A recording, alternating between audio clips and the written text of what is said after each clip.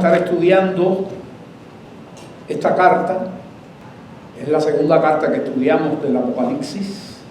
La semana pasada estudiamos la carta a Éfeso y la antepasada estudiamos el capítulo 1 de Apocalipsis. Y así vamos a ir estudiando en adelante. Esta es una carta corta, tiene solamente 4 versículos.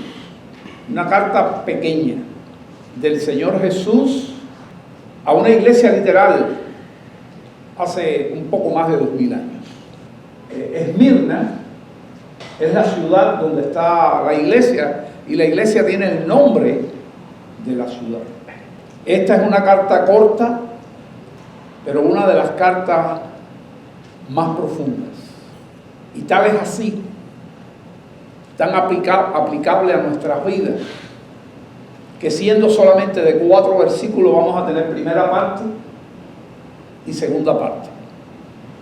Semana que viene, Dios mediante, estaremos con la segunda parte. Y vamos a ver cuánta cosa buena podemos ver en esta epístola. Que recordamos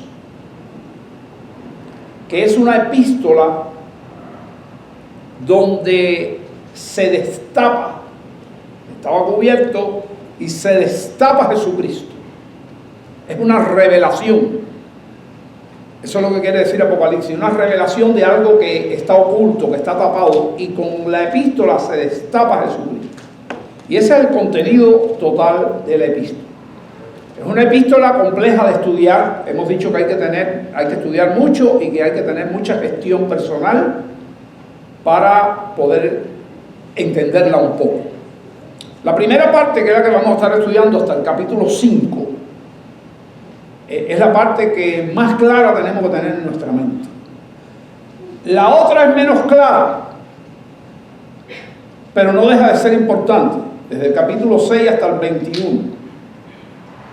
Y es la parte futura de la carta, la parte profética futura. Esta es una parte profética de los tiempos actuales. Hemos explicado.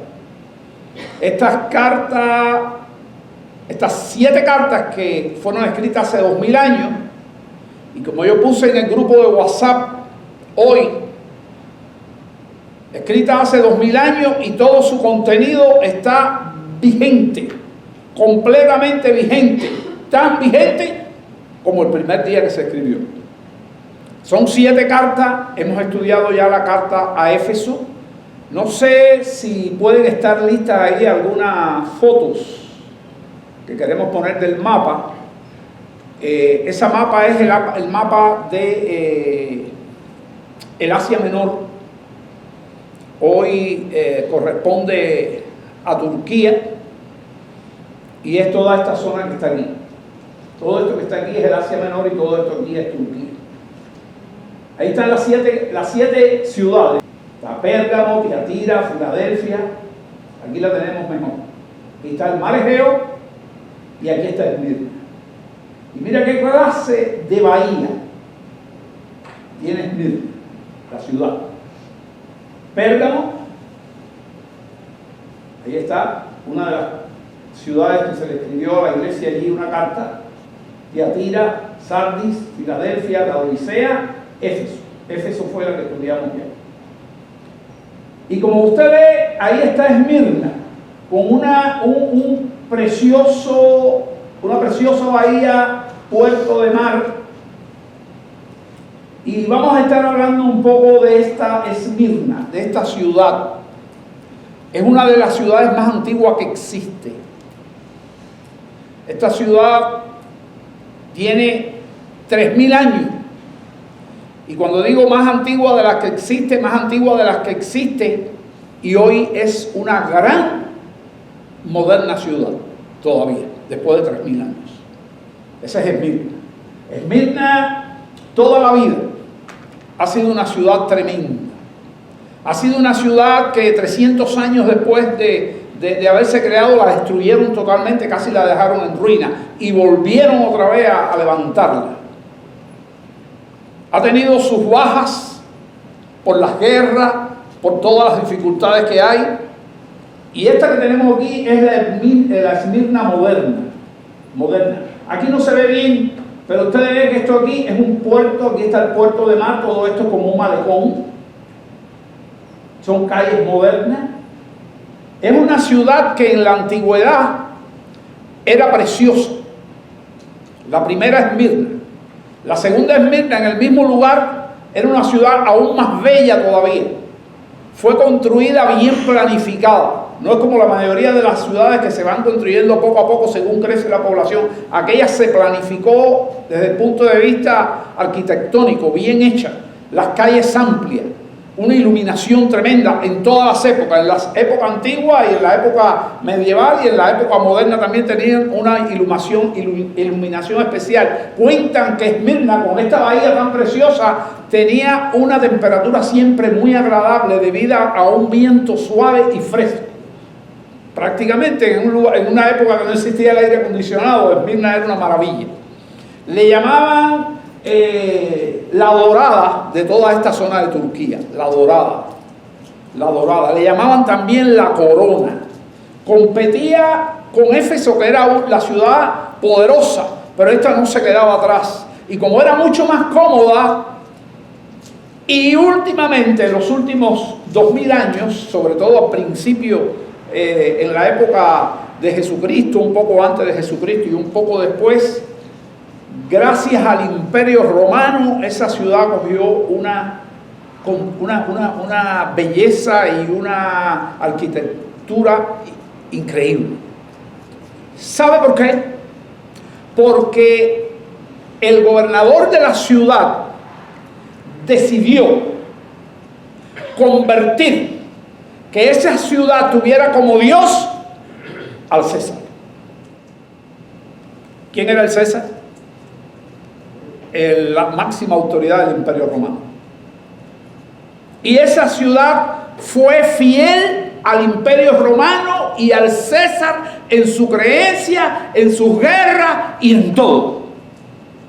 Un gran concepto que tenían de la lealtad.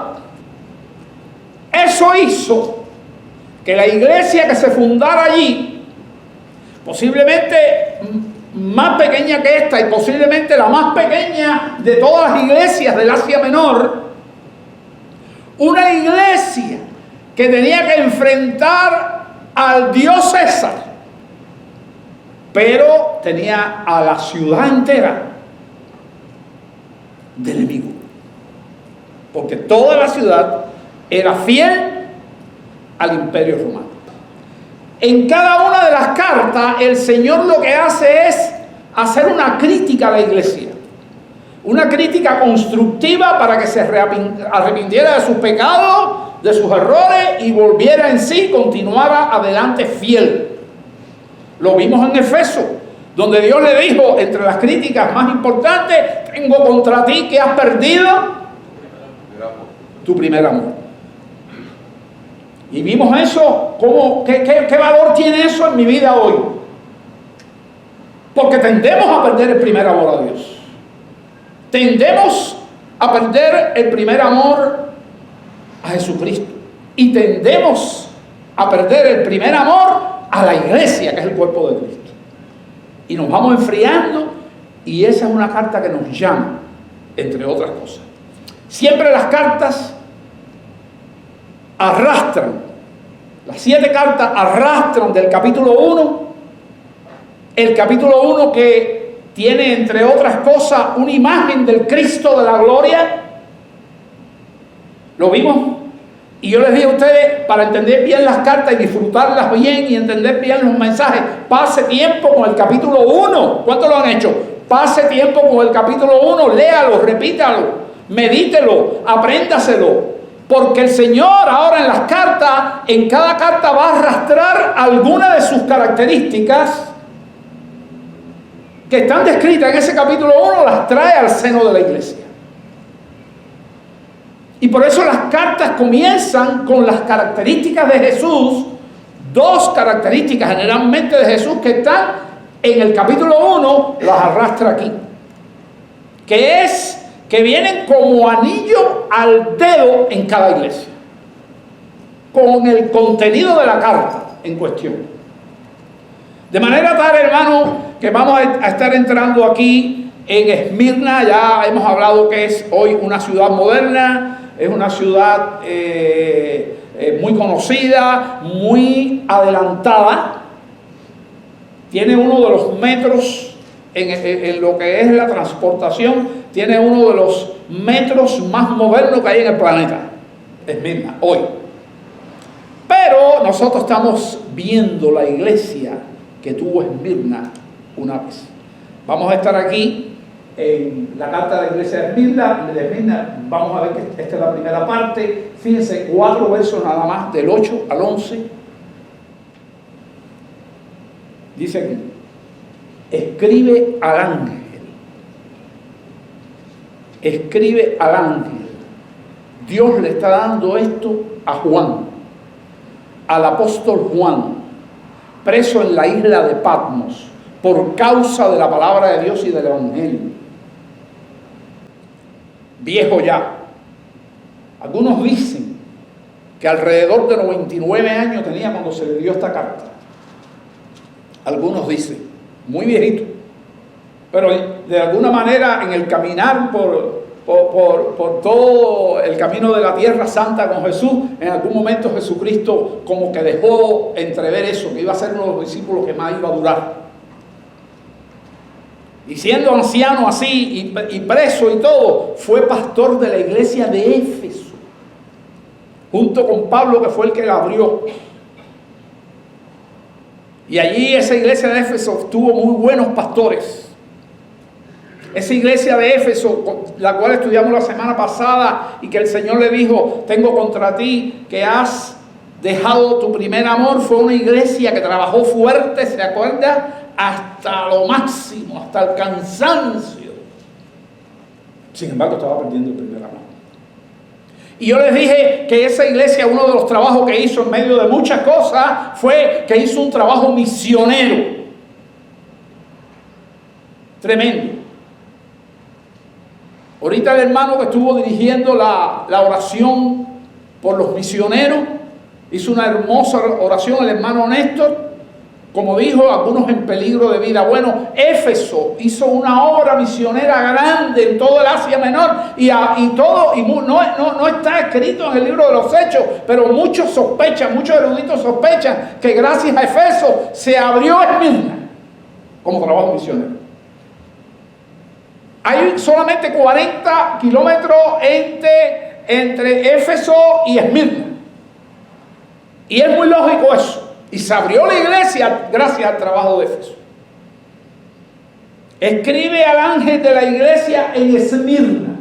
Dios le entrega a Juan las cartas de cada iglesia y allí Juan se la da al pastor de cada iglesia.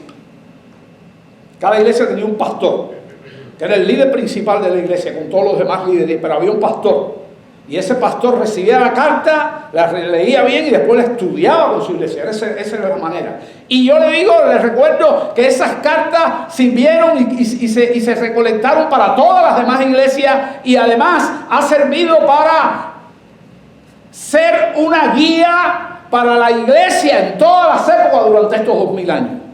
Y hoy en día, cuando nosotros abrimos las cartas, estas cartas, en la sala de nuestra casa para tener un tiempo a solas con Dios, en tu cuarto, en tu oficina, en algún lugar que tú escojas para eso, la carta ya no es para evaluar a la iglesia, es vigente y muy útil para autoevaluarnos en la soledad con Dios, nosotros mismos.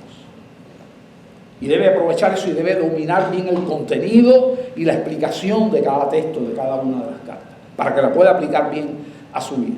Escribe al ángel de la iglesia en Esmirna. Y escribió Juan allí en Patmos. Y después a dar todas las vueltas por todas partes, a dejar cada carta en cada lugar.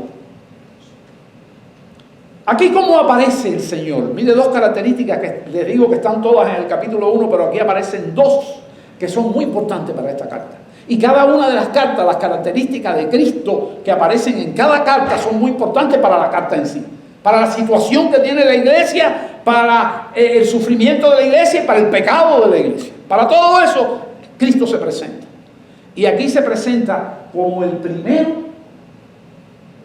y el postrero. ¿Por qué? Vamos a ver eso. Y también se presenta como el que estuvo muerto y vivió. Así que toma estas dos características del capítulo 1, donde está el cuadro completo de Cristo, y saca dos para dedicársela aquí a la iglesia de Esmirna. ¿Por qué dice esto? Bueno, ya cuando entramos entonces, este es el verso 8, cuando entramos en el 9, vemos por qué dice eso. Y ahí está el 9. Yo conozco tus obras. Así comienzan todas las cartas. Todas las cartas comienzan así. Sin embargo, usted ve que yo lo puse más chiquitico aquí, tus obras, y puse más grande estas dos. Cuando se descubren documentos más antiguos, manuscritos más antiguos de la Biblia, se ve que en los más antiguos no aparece yo conozco tus obras.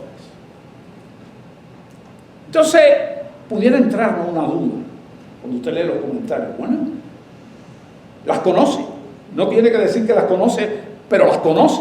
Y lo dicen todas las demás cartas. Yo conozco tus obras. Y Dios es omnipresente. Y Dios es omnisapiente. Son dos cosas. Omnisapiente quiere decir que todo lo sabe. Omnipresente que está en todas partes. Dos atributos de Dios.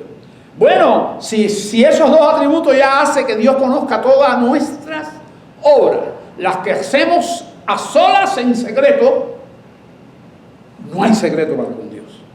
Sea una buena obra o sea una mala obra, ¿quién la conoce? Dios. ¿Ya aprendimos el cantico infantil que me enseñaron en la infancia? En el cielo está el Señor, Él nos mira con amor. ¿Se acuerda de eso? Cuidados mis manitas, lo que hacer. Cuidados mis piecitos, ¿dónde van? Cuidados mi boquita, lo que hablar. Cuidados mis ojitos, lo que ven. Cuidados mis oídos, lo que oír. En el cielo está el Señor. Y no en el cielo, ¿dónde? Nos mira con amor. Y dice el final del canto: cuidado el corazón, lo que sentí. Es importante enseñar a los niños. Yo nunca he olvidado eso. Y cuando hago algo malo, sé que Dios me está viendo. Estoy convencido de eso. Los niños aprenden bien lo que dicen. Dice la Biblia: enseña a tu niño cuando fuera pequeño y cuando fuera viejo no se va a apartar. Si se aparta va a regresar rápido otra vez. Yo conozco tus obras, pero meditando y escuchando diferentes comentarios, hay algunos que dicen que posiblemente esto sí no estuviera en el original bíblico, más original. Porque esta iglesia casi no tenía, ¿qué cosa? Obra. Por lo menos, dicen algunos, no tenía la obra evangelística que tuvo Éfeso. Dios no le señala nada negativo. Vamos a ver el contenido en los 4 versos. Nada negativo. Las demás, menos otra más, no tuvieron alguna falta, mejor dicho. Alguna falta tuvieron. Y el Señor se la señala. Así que yo conozco tus obras, Él las conoce, pero a lo mejor eran pocas y por eso no lo puso, o a lo mejor lo puso, pero hay la duda. Yo conozco tus obras, pero sí puse en grande, ¿tú qué? Tu tribulación. Estos son los problemas, los sufrimientos, las causas de los sufrimientos, las causas de los sinsabores, las causas de las lágrimas, las causas del dolor, las causas de la depresión, las causas de la tristeza. Tribulación. Y tu pobreza. Hoy, debido a estas cuestiones, porque esta es la otra palabra, pobreza material. Era una iglesia de pobreza material, pero ¿qué le dice Dios? Pero tú eres rico.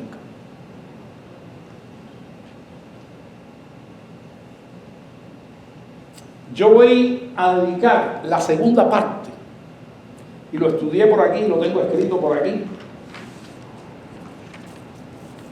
La segunda parte, el tema, para que usted escuche lo que vamos a tratar ya la semana que viene. Propósito de las pruebas y las tribulaciones. Cuando el cristiano pasa por una tribulación, ahí está, o pasa por una prueba, son sinónimos. Y la pobreza es un tipo de prueba también. Cuando pasamos por cualquiera que sea la tribulación, yo pongo aquí, propósito de las pruebas y tribulaciones en la vida del creyente en Cristo, para que la iglesia profundice. Y cuando nos enfrentemos a las pruebas de la vida, que siempre las hay y a veces son abundantes, como en esta iglesia, entonces tengamos un entrenamiento mayor para ser fieles. Porque ahí está el punto, ser fiel. La gente que vivía en Esmirna, impía, que no tenía a Dios ni tenía a Cristo, que adoraban al César, eran fieles al César. Hay historia de hechos por aquella ciudad fiel a Roma, y por eso Roma la enriquecía con su dinero. Los César la tenían como una ciudad especial, que prosperó en todas las épocas y sobre todo en la larga historia del Imperio Romano. Porque la gente conocían bien la palabra fidelidad. Dicen que una vez estaba el ejército romano perdiendo una serie de guerras, y aquellos se alistaron, la gente de Esmirna, y se prendieron de su ropa, de su dinero, de su alimento, y lo llevaron al lugar para que tuvieran la victoria. Y obtuvieron la victoria, y el César dio un reconocimiento especial a Esmirna. Allí se conocía la fidelidad al César. Ahí estamos metida la iglesia de Dios, donde tenía que decir, ¿cómo dice la música, Héctor?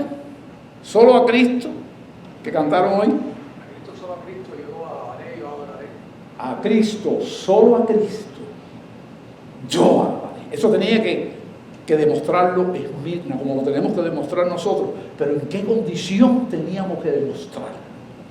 ¿O tenían ellos que demostrarlo? Estamos cantando un himno aquí tremendo. A Cristo, solo Cristo. A Él, ¿qué dice? Adoraré. A Él, ¿qué dice? Alabaré. A Él, ¿qué dice? Bueno, todos los verbos, serviré, predicaré, los representaré, todos los verbos. Que es fácil a veces. Y quiero decirle algo, estamos viviendo en Estados Unidos, que dicen que es el país de las libertades, las estemos perdiendo a paso agigantado y la gente no se da cuenta. Este país se puede convertir, y yo lo veo así, y no es una profecía mía, es una observación, en uno de los peores países para vivir, cuando fue mejor, o cuando es aún todavía. Y como dice un predicador, que a mí me gusta mucho escuchar en las redes, la iglesia tiene que ser aquí la sal de la tierra. Porque si la iglesia, tú y yo, no somos la sal de la tierra, ¿para qué sirve? ¿Qué dice la Biblia? ¿Para hacer qué? Pisoteada. Pongámonos a cuenta, esta es una iglesia que no es un ejemplo para nosotros. Yo conozco tus obras y tu tribulación y tu pobreza. Tenía una pobreza espantosa. ¿Por qué? Porque cuando le decían a algunos de ellos, no, yo no venero a César, yo venero a Cristo. Ah, ¿tú veneras a Cristo? ¿Qué hacía? ¿Qué le pasaba con el trabajo? ¿Qué le pasaba con el trabajo? Lo perdía. Para afuera. A buscar trabajo a otra parte. Y en una ciudad y se iban haciendo famosos los cristianos por su fidelidad ¿a quién? A Cristo. Y para nosotros, esta es la más chiquitica, 4 versos, pero la vamos a dedicar 2 partes. Para entrenarnos bien. Claro, la riqueza material es diferente y otra cosa a la riqueza espiritual.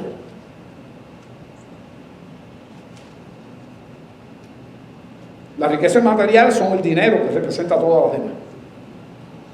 Aquí en Estados Unidos, los carros, las casas, los paseos, la comida, el lujo, todo lo material. Pero la Biblia habla de las diferencias. Dice la Biblia, es mejor un bocado seco. Seco quiere decir que no tiene grasa, como lo comimos en el periodo especial en Cuba, que no tiene grasa, que a lo mejor no hay que sal para echarle. ¿Sabe que una vez Cuba, que está rodeada de mares, se desapareció la sal por un tiempo largo una vez? Y para conseguir la sal, está desapareciendo todavía está desaparecida, ¿verdad? Yo recuerdo que yo viví 12 años en un puerto de mar en Cuba. Allí trabajé en el Hospital de la Medicina y trabajé como pastor. Y tenía que ir, cuando fui estudiante al seminario, y tenía que ir, después que me convertí en profesor del seminario, tenía que ir a la parte central de Cuba, central. Y allí en Puerto Padre había una salina. Salina es un lugar, una industria donde se recolecta la sal del mar.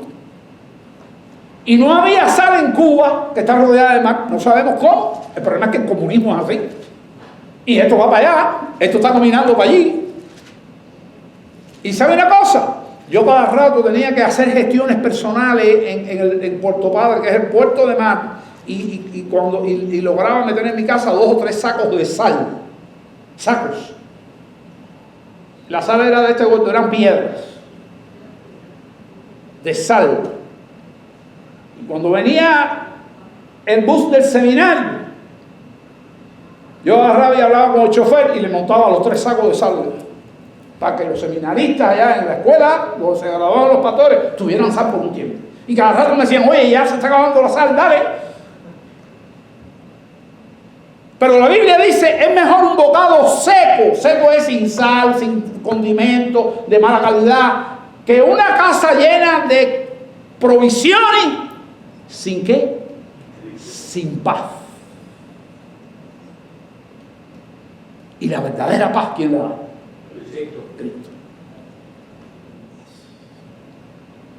Y lo que vamos a estudiar la semana que viene tiene que ver con cómo mantener la paz y el gozo en medio de la tribulación y de la pobreza.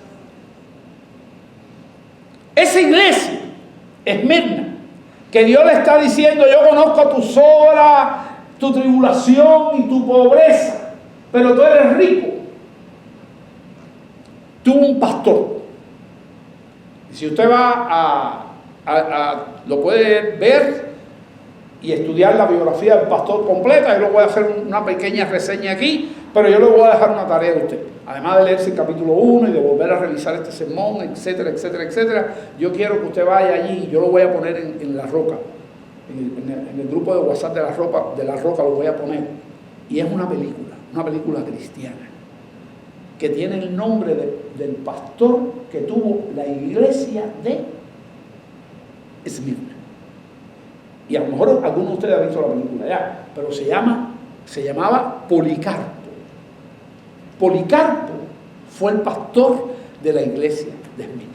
Si usted se escucha bien este mensaje, si usted va bien al capítulo 1, escucha bien este mensaje, escucha todo lo que yo estoy diciendo, usted va a ver la película y la va a disfrutar. Porque le va a parecer que usted es un miembro de la iglesia de allí de la época aquella. ¿Que han pasado de eso cuánto? 2000 años. Policarpo. Todo parece que Policarpo, no se sabe, pero Policarpo tiene una influencia tremenda entre los primeros cristianos de la iglesia primitiva, porque conoció a varios y con toda seguridad conoció personalmente al apóstol Juan, cuando era un jovencito. Él un jovencito y el apóstol Juan un anciano. Y no sé si se le llamaba el pastor, pero era la figura principal de la iglesia. Y si era la figura principal de la iglesia, ¿qué cosa era? el pastor de Dios. Y ese hombre posiblemente fue el que estudió allí la carta que estamos estudiando aquí, dedicada aquí a la ciudad, a la iglesia de Esmirna. En un momento determinado hay que adorar al César y hay que ir a ciertos lugares a adorar al César, y 2 o 3 cristianos no lo hicieron en la ciudad, y entonces los cristianos empezaron a ser famosos y vinieron líderes de Roma y pusieron la cosa allí porque esa era la ciudad que había que ser fiel al emperador. Y llegó el momento, y usted lo va a ver en la película, que ese hombre llamado Policarpo tuvo que enfrentar a la autoridad. Fue difícil, fue terrible. Y el hombre le dijo, si no, el gobernador le dijo, si no veneras al César y renuncias a ese Cristo. Eso se lo dijo en un público tremendo. Policarpo estaba con su ejemplo. Con su ejemplo estaba, ¿qué cosa haciendo? Predicando. Fíjense lo que le está diciendo el gobernador. Si no renuncias a Cristo, te voy a echar a las fieras. Y él le dijo, no voy a renunciar a Cristo. Lo estoy repitiendo y nada me va a hacer renunciar a Cristo. Nada te va a hacer renunciar a Cristo. Entonces no te voy a echar a la fiera, te voy a meter en la hoguera. Y él le dijo, ¿sabe lo que respondió Policarpo? Lo que vas a hacer, hazlo pronto. Yo voy a tener un sufrimiento muy leve. Un sufrimiento muy leve. Pero tú, así el gobernador delante de toda la gente, pero tú, cuando mueras, vas a tener una hoguera eterna que te hará sufrir. Y que aunque hay mucha gente que dice que el infierno no existe, vemos estas palabras de un hombre cristiano, ¿de qué época? ¿De la iglesia qué? Primitiva. ¿Hablando de qué? ¿Del infierno delante de quién? De un gobernador. Y fue llevado a la hoguera, hermano. Hay cosas escritas de ese momento. Yo no sé si él sufrió la hoguera por fin. O sea, lo llevaron a la hoguera y encendieron la hoguera y su cuerpo fue quemado. Pero hubo un momento ahí, según explican algunos historiadores, en que un soldado, viendo que la hoguera no llegaba a él y estaban todas las tablas puestas para que llegaran, no sé si fue un viento o qué, no lo quemaba. Incluso la gente se separó porque había mucho calor y ya quemaba a la gente que estaba en el público, sobre todo los que trabajaron en eso. Y un soldado tuvo que acercarse y meterle una lanza para que no muriera. De manera tal que no murió, no sufrió la quemadura. Y fue un ejemplo que quedó para la historia. Y por eso esto es una carta especial. ¿Y cómo estaría la iglesia? Esas son tribulaciones. Algunos de ellos fueron llevados presos, fueron echados a la fiera. No está escrito en los anales, pero hubo un abuso tremendo de parte de los romanos. Se le añade a eso esto que está aquí. Conozco tu tribulación y tu pobreza, pero eres ¿qué? Rico. Se le añade. Y la blasfemia, conozco la blasfemia de los que se dicen ser judíos y no lo son. Y si usted va al libro de los Hechos, y lo hemos estudiado mucho, usted se recuerda que el apóstol Pablo, cuando hacía sus viajes misioneros, donde iba a predicar, era a las sinagogas ¿qué? Judías. Y lo apedrearon y acabaron con él y lo dejaron casi muerto una vez. Miles de cosas le pasó al apóstol Pablo. Hasta que dijo, yo me viro, los dejo a ustedes tranquilos y me voy a predicar a los gentiles. Y se convirtió en el apóstol de los gentiles. Pero son los judíos, que son los mismos judíos que están hoy en guerra, odian a Jesús. Odian a Jesús. ¿Y cómo les llamó? Dios. ¿Cómo le llamó? Y la blasfemia de los judíos que dicen ser judíos y no lo son, sino sinagoga ¿de quién? De Satanás. Y los judíos tuvieron y tienen una oportunidad. Y yo no sé si usted lo sabe porque se habla poco de eso, pero en los 2000 años, estos que han pasado, es muchos los judíos que se han convertido al Señor. La escatología es la ciencia cristiana que estudia los tiempos futuros. No se pone muy de acuerdo porque ya le digo, Dios dijo, del Apocalipsis para allá hay cosas que están selladas, del Apocalipsis para allá no os corresponde a ustedes saber las sazones. Lo que le estaba diciendo es, no les corresponde a ustedes saber los tiempos exactos. Por eso mucha gente pone fecha para la venida de Cristo y nunca la van a adivinar. Porque yo repito aquí, ¿cómo va a venir? Esperamos a Cristo, pero ¿cómo va a venir? Como ladrón a la noche. Nadie sabe cuándo viene. Y no lo puede ganar. Esto que estamos haciendo aquí para que no nos agarre por sorpresa. No nos puede agarrar por sorpresa.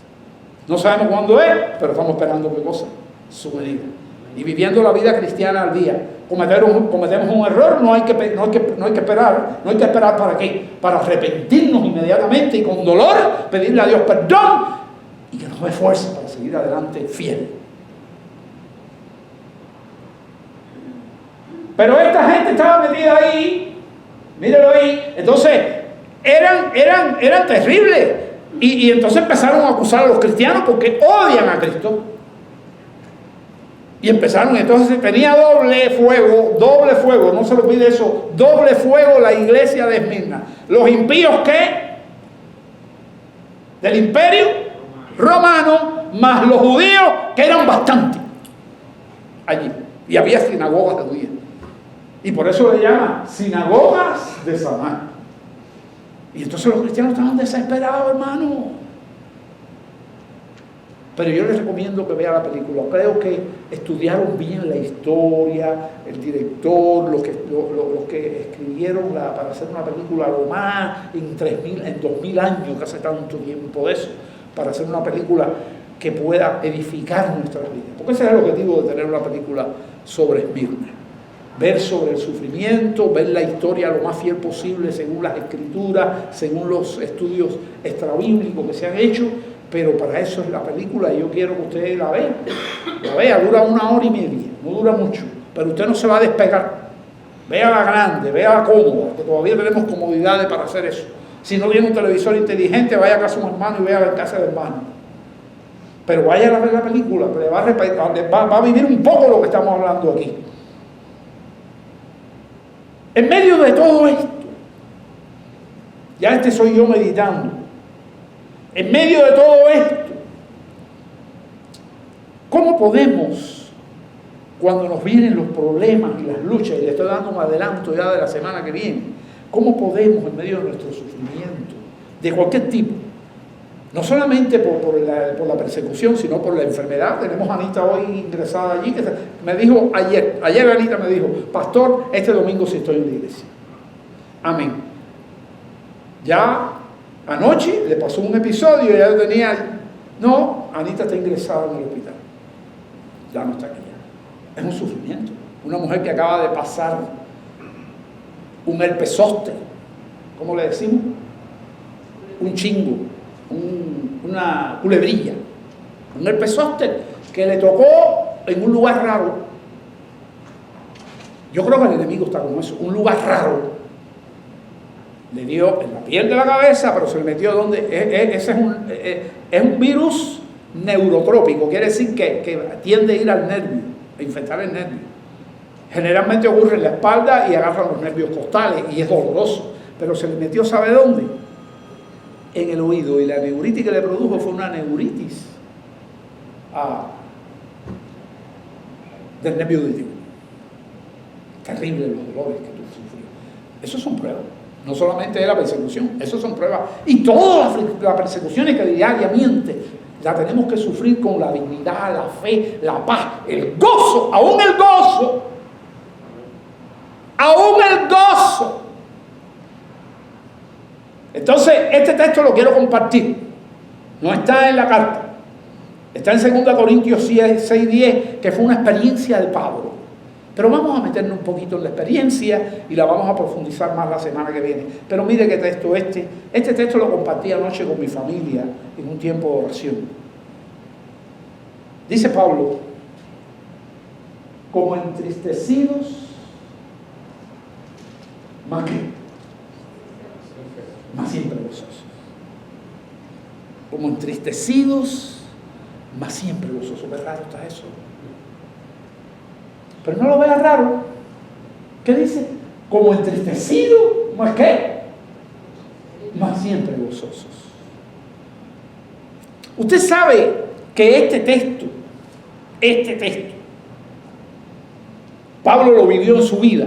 Yo digo que ese texto, yo lo quiero que los cristianos veamos ese texto hoy, y lo voy a hacer énfasis la semana que viene, como una modelación que hizo Pablo de vida, modelando eso en la vida de uno. Eso es lo que... Oiga lo que estoy diciendo, que usted modele ese texto en su vida todos los días. Pero yo quiero recordarle que hay un texto que está en Filipenses 2:27. Un texto en Filipenses. Usted sabe que en Filipenses se llama la epístola del gozo. ¿Sabía eso? Filipenses se llama la epístola del gozo. Pablo está preso, es una de las epístolas de la prisión donde Pablo estaba preso en la cárcel. Preso en la cárcel. Con sentencia de muerte. Y preso en la cárcel. Se le llama la epístola del gozo porque yo le doy, si usted quiere haga la tarea, léase Filipenses y cada vez que encuentre la palabra gozo, subraya, para ver cuántas veces aparece. Pero está alrededor de las 18 veces en una epístola pequeña. 18 veces haciendo una carta en la prisión, escribió ¿qué palabra? Gozo. La palabra gozo. Y le llama la epístola del gozo. La epístola del gozo, Pablo la escribió ¿dónde? En una prisión. Y ahí en esa prisión, en Filipenses 2:27, en esa misma epístola, Filipenses dice: y para que yo no tuviera tristeza sobre tristeza. ¿Cómo vivía Pablo? ¿Cómo vivía Pablo? Triste. Y para que yo no tuviera tristeza sobre tristeza. El problema es que tenía mucha tristeza. Tristeza por las iglesias que tenían problemas, tristeza por los cristianos que abandonaban la fe, tristeza porque ocurrió algo y tristeza porque le hablaron que uno de sus grandes ayudantes, uno de sus colaboradores fuertes, Epafrodito, estaba enfermo de muerte. Y eso le dio mucha tristeza. Y él dice, y Dios no permitió que se muriera y lo sanó. Y tuvo misericordia de él. Y tuvo misericordia de mí para que yo no tuviera tristeza. Ese es el texto sobre tristeza. Y usted lo puede buscar en Filipenses 2:27. Ese mismo texto. En ese texto está escribiendo, expresando su tristeza. Pero mire cómo dice el texto de Corintios. Esta es una declaración de cómo él vive y de cómo debemos vivir. Él lo pone como una experiencia personal. Y nos lo deja aquí. Y el canon bíblico nos los deja aquí para un reto para nosotros. Y yo quiero que usted le haga caso a ese texto. Como entristecidos, más siempre gozosos. Como pobres. Pero ¿qué dice? ¿Qué cosa más linda? Más enriqueciendo a muchos. ¡Wow! Eso se puede hacer. Eso se puede hacer. Se da de donde no se tiene a veces. Y los cristianos saben que eso se puede hacer. Porque lo escribió él. Como no teniendo nada, más que, más poseyéndolo todo. Dele meditación a ese texto. Esa es otra tarea además de la película. Dele meditación a ese texto, haga las tareas, porque eso es lo que le da a usted la continuidad y que no se enfríe su vida cristiana. Haga las tareas, medite, lea esto otra vez, lea la carta, lea estos 4 versos, familiarícese con el capítulo 1, vea todo esto otra vez. Y finalmente termina diciendo, en el verso 10, no temas en nada lo que vas a padecer. Eso es un reto para quitarnos el temor. Lo mismo de una enfermedad, lo mismo de lo que sea. Que una persecución, que una situación específica. No temas en nada lo que vas a padecer. He aquí el diablo siempre está metido en el asunto. Echará a algunos de vosotros a la cárcel para que podáis ser probados. Somos probados, hermanos, y tenemos que seguir siendo probados.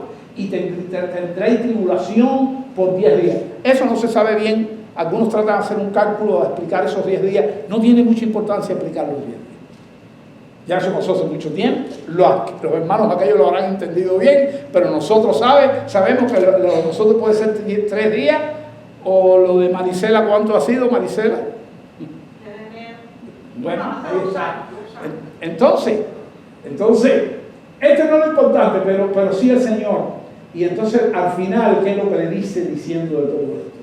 Sé fiel hasta la muerte, y yo te daré la corona de la vida. Le voy a decir algo que tenemos que profundizar en este texto. Aquí no se está refiriendo a que hay que ser fiel hasta que yo cumpla a lo mejor 90 años y me muera. No, hay que ser fiel hasta ese momento, ¿no? Pero siempre interpretamos eso así. Pero dicen los conocedores del idioma original que lo que está insinuando ese texto es que debemos ser fieles aunque tengamos que ¿qué? Lo que le pasó a Policarpo. Que eso es el verdadero significado de ese texto. Pero usted lo toma en las dos líneas. Hay que ser fieles aún si nos llega el momento de morir por causa de ¿quién? De Cristo. O fiel hasta que por una muerte natural nos muramos. Hay que entender bien el texto. Y termino con el último texto final, que así terminan todas estas cartas. El que tiene oído, y este es el oído espiritual. Estos oídos son carnales, pero el oído espiritual es el oído que oye esto y lo cree y lo aplica y lo vive y le es de bendición y le edifica. No todo el mundo. Si no le edificó y se va mal de aquí, ore para que Dios le permita tener, ¿qué cosa? El oído que hace falta tener. El que tiene oído, oiga lo que el Espíritu le dice, y ahora está poniendo en plural a las 7 cartas, porque se van a leer en todas partes, y se están leyendo aquí, y en otro lugar. En la semana pasada oímos Éfeso, y por allá se está leyendo en otra iglesia otra cosa, otra carta. Y dice, el que tiene oído, oiga lo que el Espíritu le dice a las iglesias. Y el que venciere es el que vive todo esto. Y es resistente, y tiene la paciencia, y tiene la perseverancia, y hasta da la vida si es necesaria por el Señor. A lo mejor nos toca, no claudiquemos, empezando por mí, tenemos que orar los unos por los otros.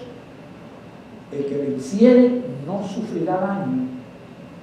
Y este es un concepto de la segunda muerte.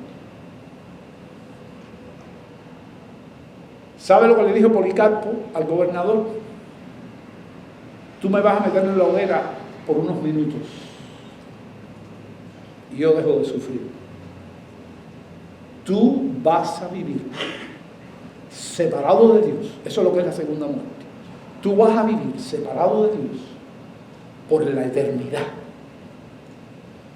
Porque Dios es eterno. Las cosas de Dios son eternas. Así comenzamos la carta. Yo soy el primero. Eso es lo que quiere decir el primer texto. Yo soy el primero y el postrero. Eso está Cristo hablando con la iglesia. Y eso se dice, si usted va al libro de Isaías, se va a encontrar esta figura del primero y el postrero en 3 o 4 textos del libro de Isaías, refiriéndose a Jehová. Pero ahora, el que ha traído a Jehová a la presencia nuestra aquí, porque dice la Escritura, el que ha visto al Hijo, ¿qué dice? Ha visto al Padre. Y el Hijo, igual que el Padre, es el primero y es que el postrero, porque es eterno. el primero y el postrero, el que estuvo muerto. ¿No ve que le viene como anillo al dedo a los hermanos de quién? De Esmirna, a ese pastor que iba a morir. Y el pastor le dijo, le explicó bien lo que era la muerte segunda. No lo usó con esa palabra, pero la muerte segunda es que nosotros no nos morimos ahora y después resucitamos con Cristo, porque Él resucitó. Pero el impío, el que no tiene a Cristo, la segunda muerte, ¿qué cosa es? No resucita, sino que toda la vida separado de Dios y en un lago de fuego y azufre, como la Biblia explica. Por eso Policarpo le dijo, y tú vas a estar en una llama ardiendo por la eternidad.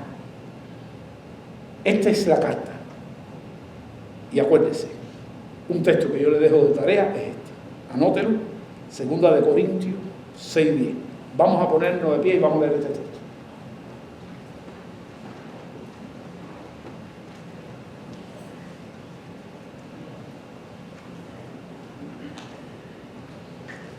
¿Lo leemos?